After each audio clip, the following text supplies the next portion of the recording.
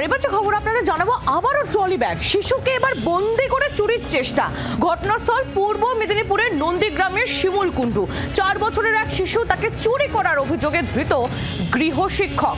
Trolley ব্যাগে করে শিশুকে নিয়ে পালানোর চেষ্টা করছিলেন ওই গৃহশিক্ষক, এমনটাই অভিযোগ। শিশুকে বন্দি করে চুরির চেষ্টা। ঘটনাস্থল পূর্ব মেদিনীপুরের নন্দীগ্রামের শিমুলকুণ্ডু। আরো বিস্তারিত কিরণের থেকে জানবো। কিরণ মান্না আমাদের প্রতিনিধি রয়েছেন আমাদের সঙ্গে টেলিফোন লাইনে। কিরণ, ঠিক কি অভিযোগ? ট্রলি ব্যাগে করে শিশুকে চুরি করার চেষ্টা করছিলেন গৃহশিক্ষক।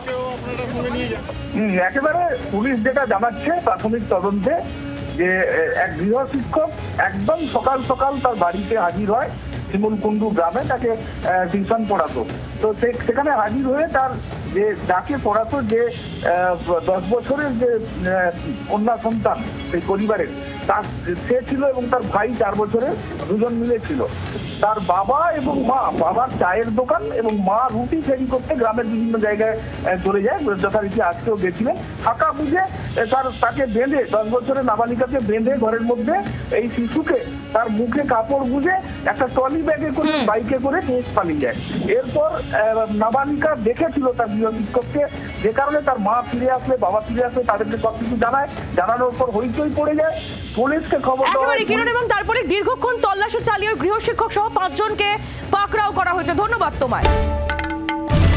বাংলার আওয়াজ, বাঙালির আবেগ, জি 24 ঘন্টা।